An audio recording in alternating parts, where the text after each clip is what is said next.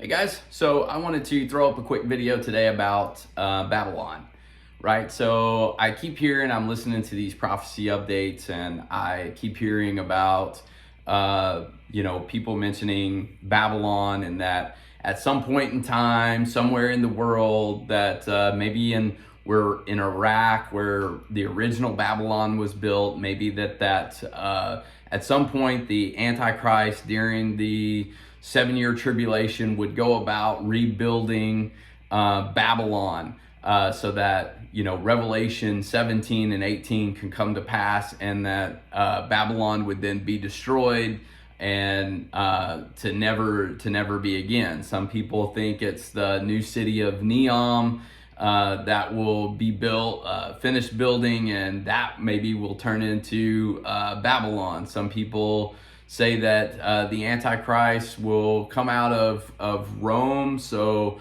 therefore, Babylon will be in Rome, and then that will be destroyed at some point.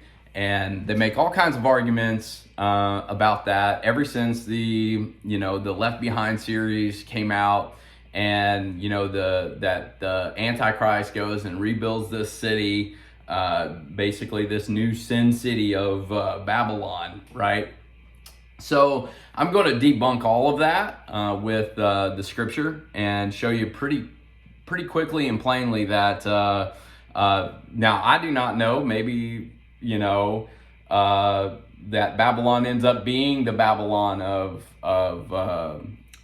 in Iraq, rebuilt someday, or Neom, or Rome, or some other city. But I can tell you, you can't say in one breath that we think Jesus is coming soon, and that the tribulation is soon, and that one of these cities will be Babylon. You can't say that, right? Because none of the cities, there's no place in the world today other than America itself that fits the bill of Babylon.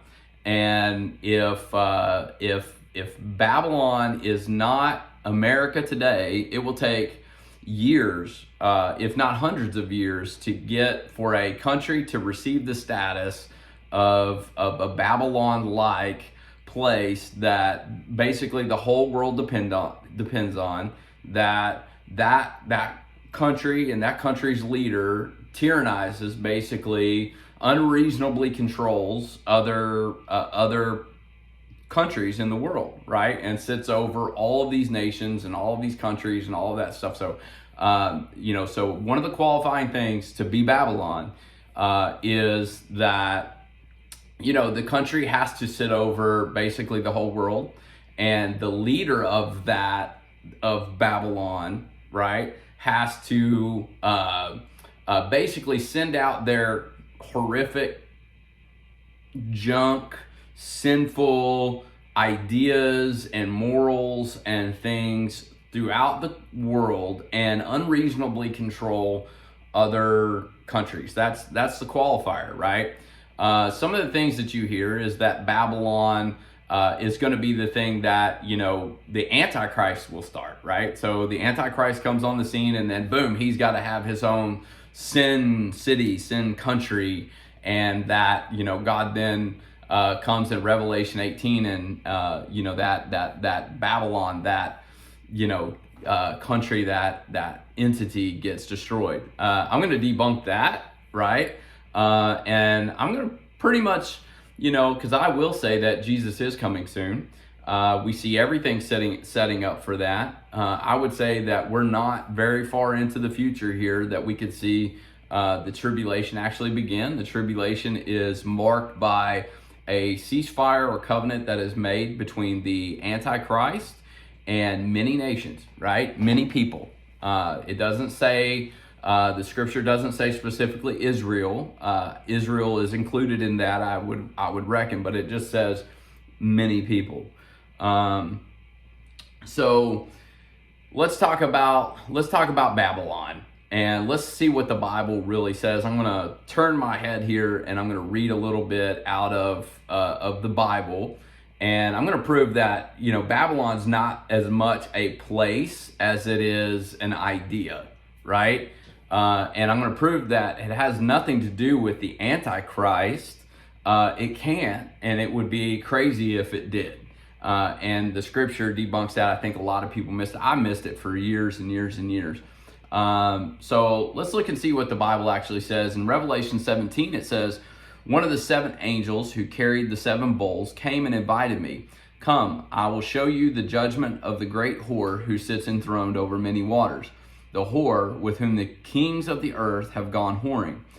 Show you the judgment on earth dwellers drunk on her whorish lust.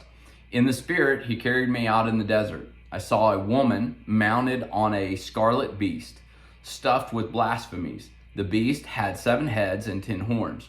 The woman was dressed in purple and scarlet, festooned with golden gems and pearls. She held a gold chalice in her hand, brimming with defiling obscenities.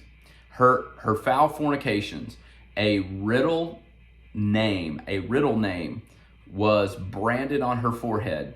Great Babylon, mother of whores and abominations of the earth." All right, so first, what we're looking at is we've got a couple of different entities here, right? We've got the beast, we've got the whore who's riding on the beast, and that beast has 7 heads and 10 horns, okay? So we all know the beast is the Antichrist, right? We know that the 10 horns are these coming 10 kings that will give their power over to the Antichrist. These are things that we know. This is things that most prophecy teachers agree on, and I also agree with.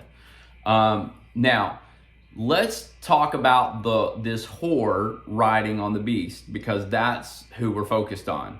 Who is the whore? What is a whore? A whore is a prostitute, right? And to prostitute something, you actually have to have something of value, right? If you were, and then you whore it off, you prostitute it off. If you're created, if I go out and create a sin city, it's sinful, right? So it's not, to be sinful, it wouldn't be prostituting it. That's what it was actually, made to do. If I build a shovel, right, that is only supposed to serve me and my needs, and that shovel, or let me say this, let's say that I had a dog, right? I went and got me a beagle or a German Shepherd that was only supposed to guard my house. He guards my house, he's my dog, I feed him, and then that dog decides that he's gonna go protect the neighbor's house instead of my house, right? That dog is now whoring himself to my neighbor. Instead of doing what he's supposed to be doing for me, that dog is now prostituting himself over to, or whoring his service to another, somebody else that he's not supposed to be doing it to, right? So if you build Sin City and it's supposed to be sinful, it can't be a whore, it can't be a prostitute, right? But if you're married, say you're married, you marry a woman and she starts whoring herself to other men, then, she's a whore, right? She had something of value that belonged to you, and she started whoring it off to other people for whatever reason. That's what we can assume, that we put that to here, right? That this woman on this beast, right, this place, this person, this leader, this woman is a leader of a country, right? A leader of a big country and or system. And this woman had something of value that belonged to somebody else, and she is now whoring it off around the globe to other people, right? Whatever it is she has, whatever it is she's doing, she's not doing what she's supposed to be doing. She's whoring it off to other people, right? So if we apply this to America, America was born out of Christianity, right? We were born of God. We were people, we were pilgrims that came over here so that we would have freedom of religion and to love and serve God. And we came over here and we built this country in God we trust. today, if you just look at the news, if you're not just blind and you don't have your head just stuck right down in the ground, you'll see that our country, not just today, but for a long time, has been whoring itself all over the world. We are whoring obscenities all over the world today. We belong to God. We belong to God. We were built for God. But yet today we were taking what we owe to God, right? Our reverence, our respect, our we should be serving God, but yet our country now, our leaders are whoring themselves all over the world, taking all of these obscenities all over the world and just, flooding the whole world with it, right? Through movies and music and pornography and do all of these different things that you guys all know what they're doing with children and all of these things. So today, that's what a whore is, and that's how it relates now to America, right? We see America. America is the leader of the free world. We sit over all nations. Like, we have military bases in almost every country we have access to, and we are constantly lording over these countries, and maybe even unreasonably. I'm starting to learn that we're maybe not always the good guy. There's a lot of good guys that live here, but our leadership has faltered, and now we are tyrannicizing all of these nations.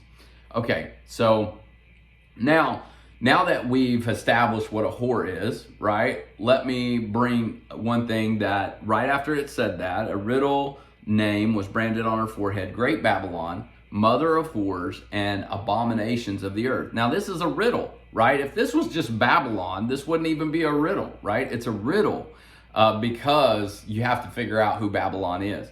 I could see that the woman was drunk on the blood of God's holy people, drunk on the blood of the martyrs of Jesus. Wow. So evidently at the time, in seeing this, at some point in time, whatever this country is going to be killing the Jewish people, and is going to be killing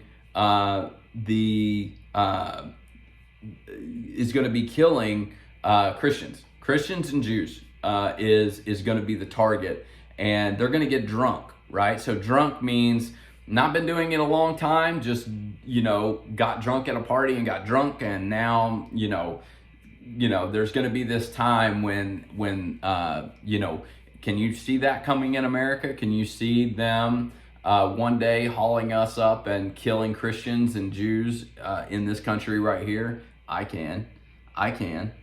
Astonished, I rubbed my eyes and I shook my head in wonder. The angel said, "Does this surprise you?"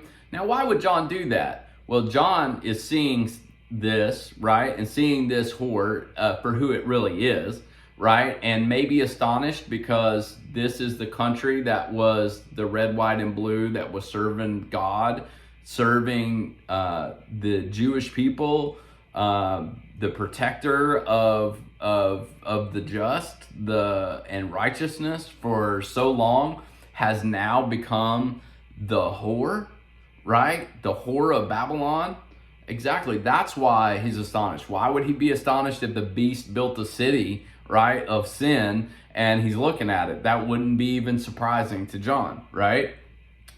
He's seen in his day, the Romans, so nothing surprises him at this point, except for this. And it said, "Let me tell you the riddle of the woman and the beast she rides. The beast with 7 heads and 10 horns. The beast you saw once was, is no longer, and is about to ascend from the abyss and head straight to hell." We know that is the Antichrist.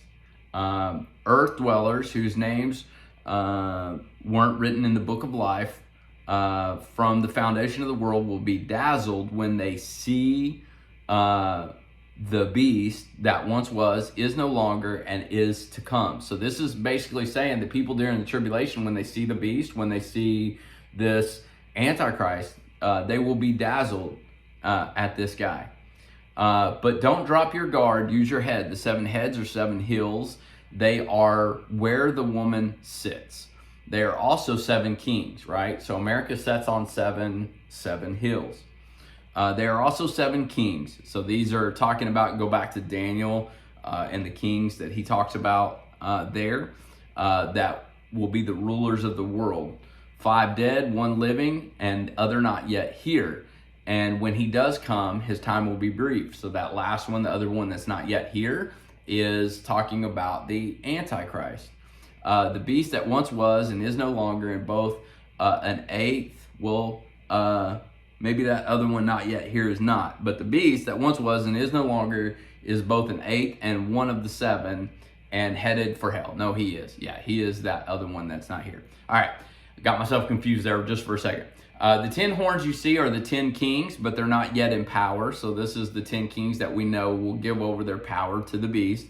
They will come to power with the scarlet beast, but won't last long, a very brief reign. These kings will agree to turn over their power and authority to the beast.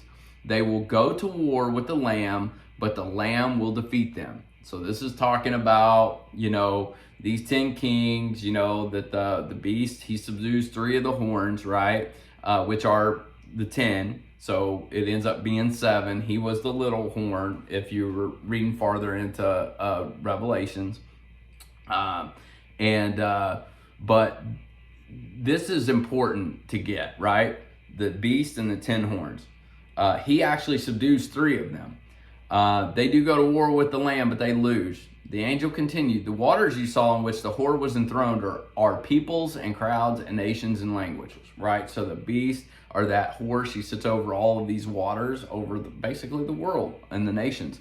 And the 10 horns you saw together with the beast, well, here's the kicker. This is how we disprove this is the thing that people miss. This is why the beast doesn't create the Sin City, right? This is why Babylon is not created during the 7-year tribulation. It's something that already existed prior to the tribulation. It was already a whore before the tribulation, and it's actually part of the way that the beast comes to power, right? The whore works with the 10 horns, works with the beast, right? At some point, they're all they're working all together. And here's at the point when things go bad for the whore. It says in Revelation 17, 15 through 18, and the 10 horns you saw, right? Those 10 kings, before 3 of them were subdued. And the 10 horns you saw together with the beast will turn on the whore. They'll hate her, violate her, strip her naked, rip her apart with their teeth, then set fire to her. It was God who put the idea in their heads to turn over their rule to the beast until the words of God are completed. The woman you saw is that great city tyrannizing the kings of the earth. This was very important. So this is how I know that Babylon, this whore, exists before the tribulation. This is how I know it's not the beast, the Antichrist, creating a sin city. And I know that the destruction of Babylon, this Revelation 17:18, happens early on in the tribulation, happens before the beast actually subdues 3 of the horns. Because it says right here, and the 10 horns you saw together with the beast, so those 10 kings together with the Antichrist will turn against the whore. They will turn on the whore. They'll hate her. They'll violate her. They'll strip her naked, rip her apart with their teeth, then set fire to her. This is the destruction of Babylon. This is the destruction of the whore. And I'm telling you right now, the whore is America. If America is not the whore, then we are hundreds of years out before Jesus comes, which we know is not possible, right? because God says things wax worse and worse until the end. If they keep waxing worse and worse, there's no time for any big country to rebuild up and get to where we are now, right? Because listen to what it sounds like, what it says about this destruction. Because I've already proved my point that anyone that says it's going to be a city that the Antichrist builds is wrong, right? Because why would the Antichrist build a sin city? How could he do it within little to no time during the tribulation? And then, together with the 10 horns, turn on the sin city that he built and hate it and then destroy it, right? Makes zero sense. So we disproved that. We have proved that, to be a whore, you've got to have something of value, right? And then you go whore it off, because that's what it actually means. So this is how we prove it's America. Following this, I saw another angel descend from heaven. This is in 18. His authority was immense. His glory flooded the earth with brightness. His voice thunderous. Ruined, ruined, great Babylon ruined. A ghost town for demons is all that's left. A garrison of carrion spirits, garrison of loathsome carrion birds. All nations drank the wild wine of her whoring. Kings of the earth went whoring with her. Entrepreneurs made millions exploiting her. All nations, let me say, all nations drank the wild wine of her whoring. There's only one country that can do that. That's America. There's no other country that all nations have done anything with, except for America. And they went whoring after her. Entrepreneurs made millions exploiting her. Just then I heard another shout out of heaven. Get out, my people. Oh, so Christians are there. Jews are there, right? Jews are there. Get out, my people. So they're there. So if the beast was going to build a new Babylon, why would Jews go live there, right? If he was going to go build a sin city, you think Christians and Jews are just going to move in, right? So that this city could actually get drunk on the blood of the saints? I don't think so. Okay, get out, my people, as fast as you can, so you don't get mixed up in her sins, so you don't get caught up in her doom. Her sins stink to high heaven. Boy, that sounds like a lot. I tell you what, America's sins right now stink to high heaven. I know they stink right here. God has remembered every evil she's done. Give her back what she's given. Double what she's doubled in her works. Double in the recipe in the cup she mixed. Bring her flaunting in wild ways to torment and tears. Because she gloated, I am queen over all, and no widow, never a tear on my face. In one day, disasters will crush her. Death, heartbreak, and famine. Then she'll be burned by fire, because God, the strong God who judges her, has had enough. The kings of the earth will see the smoke of her burning, and they will cry and carry on. The kings who went night after night to her brothel, they'll keep their distance for fear they'll get burned, and they'll cry their lament. Doom, doom, the great city doomed. City of Babylon, strong city. In 1 hour it's over, your judgments come. The traders will cry and carry on, because the bottom dropped out of business. No more market for their goods. Gold, silver, precious gems, pearls, fabrics of fine linen, purple silk, scarlet, perfumed wood, and vessels of ivory, precious woods, bronze, iron, all of these others. Everything you've lived for, gone. All delicate and delectable luxury lost. Not a scrap. Not a thread to be found. The traders who made millions off of her kept their distance for fear of getting burned, and cried and carried on all the more. Doom, doom, the great city doomed. And then all the ship captains and travelers by sea, sailors, toilers of the sea, stood off at a distance and carried their lament when they saw the smoke from her burning. Oh, what a city. There was never a city like her. They threw dust on their heads and cried as if the world had come to an end. It says, doom, doom, the great city. All who owned ships or did business by sea got rich of her and spending, and now it's over, wiped out in 1 hour.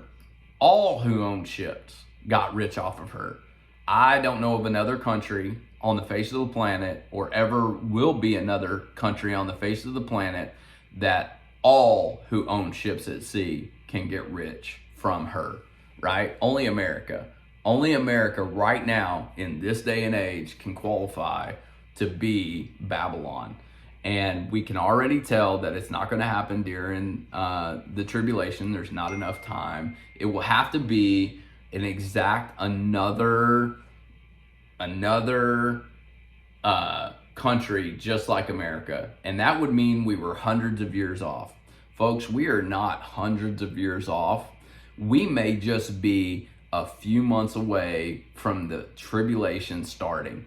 Because what we're waiting on is Ezekiel 38. We're not looking for the rapture. We want the rapture, but what we're really looking for is Ezekiel 38. When Russia, with Iran, Turkey, Libya, and the Sudan come against Israel on the Golan Heights to take a spoil, to shut that oil and that natural gas going to Europe. When they go in there to stop that, we know that Ezekiel 38, that's when Ezekiel 38 happens. We know right before God judges that army, we're going to be zipped out of here, because the Bible says, as in the days of Lot, Lot was taken out of Sodom in the very same day they were judged. As the days of Lot, so shall also the coming of the Son of Man be.